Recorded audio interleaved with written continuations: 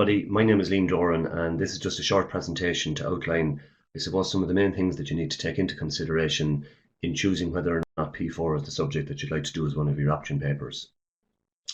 The P4 option paper, it follows on from the F9 fundamentals level paper.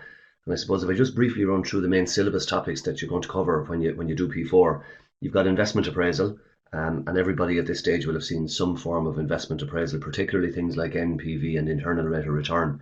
But when you get into P4, there's a couple of additional investment appraisal techniques that you need to be able to deal with. And what they'll do in a P4 question is, instead of asking you specifically to calculate an NPV, what they'll do is they'll give you a scenario where you're looking at a potential investment, and they'll leave it up to you to decide which of the techniques might be more appropriate. And then invariably you might have to give a discussion to explain why you chose one particular method of appraising of an investment over any other investment appraisal technique that could have been used. Cost of capital is important. Every exam paper usually will involve you having to determine the cost of capital. You've got sources of finance, equity or debt, and the different types of debt instruments that exist, when one particular source of finance would be more appropriate than another, the impact of different forms of finance on the cost of capital, and again why you would have chosen one particular aspect of finance rather than any other aspect of a financing source. You need to be able to value securities, you have to be able to value shares, you have to be able to value debt. The examiner particularly examines the valuation of debt quite regularly. Mergers and takeovers is important.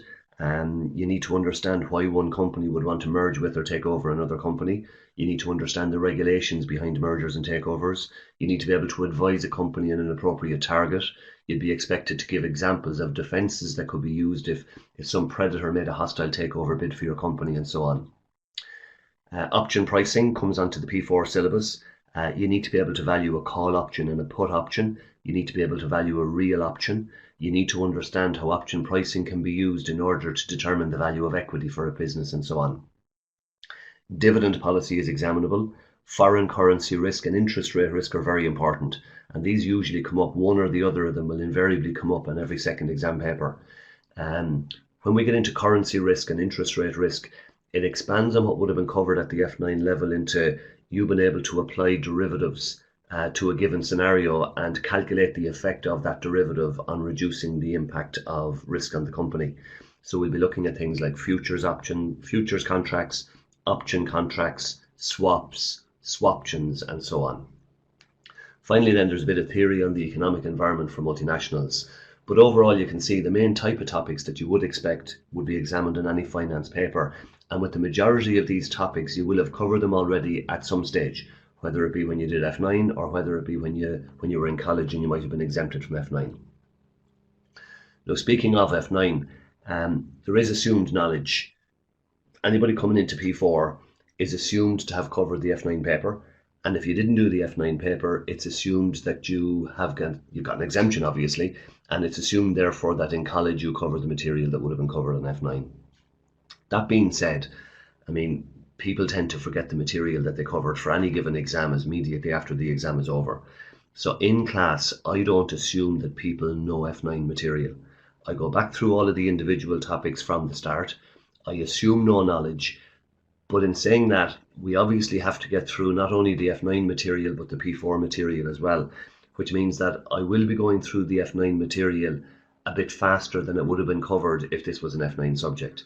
But I do assume that people haven't seen F9. I explain all of the basics that you need to know from F9. And one thing that I regularly point out to people is that if you're very comfortable with the F9 material, you'll do quite well on P4. If you understand the basics and you can simply tag onto those basics or tack onto those basics some of the more advanced things that come up on P4, then you should be fine. The exam itself is split into two sections. You've got Section A and Section B. Section A is a 50-marker case study. It'll give you a scenario. Usually the requirements in the question are split into maybe 6 or 8 individual sub-questions, and then you'll be getting 3 marks here and 5 marks there and 7 marks somewhere else, and maybe 17 or 18 marks for a big discussion or a big calculation. In question 1 on Section A in the paper, he does examine many different syllabus areas. So it won't be limited to just one of the bigger areas. It'll probably touch on maybe 3 or 4 individual syllabus areas. But there's about 60% of the requirements will involve you to do calculations, and then another 40% will effectively involve you to give a discussion. And usually with the discussion, what he wants you to do is to explain what it is you've calculated, to be able to give advice based on the figures that you've calculated, and then to discuss things like assumptions, weaknesses in the evaluation that you've carried out, and so on. Section B on the paper then has 3 questions. They've got 25 marks each, which means that you've got to choose 2 of them. And one of those questions may be a theory question, but it's unusual these days that there's a full theory question on the paper, but it is a possibility. Otherwise, you're looking at about, again, 60% of the paper being for calculations and approximately 40% for a discussion. But what they'll tend to do in the Section B questions is they'll tend to hone in on individual syllabus areas rather than examining a variety of syllabus topics. Now, I suppose the bottom line on it is anybody who's looking at this is probably trying to make a decision. Do I want to study F9? Sorry, do I want to study P4 or do I want to study one of the other option papers? The type of things that I'd ask you to consider are, did you do F9? There is an advantage if you did. If you didn't do F9, it's important that you have covered the F9 material in college and that you liked it. If you don't like finance related subjects, well then obviously P4 is not a paper that you should be considering. You don't need to have covered F9. What I'm saying here is that it has to be a topic area that you like. So if you don't really know what finance is about, you need to download some of the past P4 exam papers. Have a look at some of the requirements that have come up.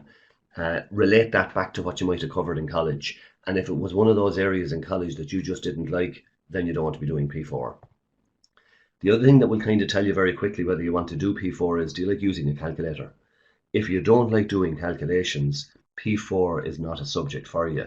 But then if you swing that over, if you're a person who likes calculations, then P4 is definitely up your street. It is interesting stuff. We'll be looking at bond yields. How do you determine a bond yield?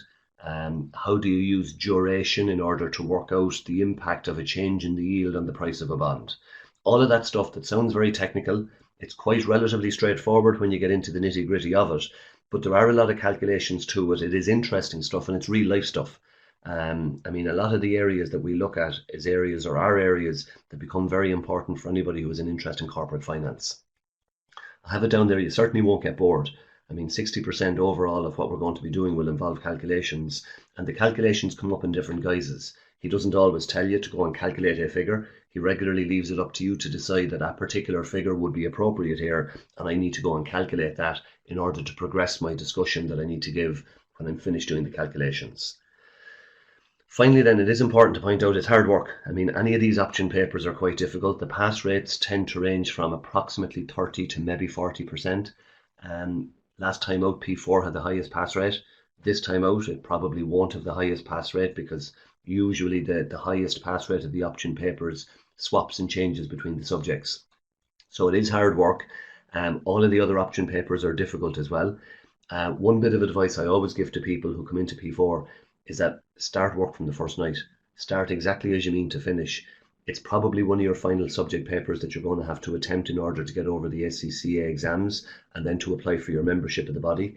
If you start strong, you'll find that a lot of the topics that we cover on night 1 become important on night 2. And what we cover on night 2 becomes important on night 3 and so on. So a lot of the topics kind of roll into each other. So it is important, regardless of what option paper you choose, that you basically start as you mean to finish. I hope you found this beneficial. If you do have any queries or questions and you want to drop me an email, my email address is liam.doran@accountancyschool.ie, and I'd be happy to answer any questions that you might have. Thanks very much.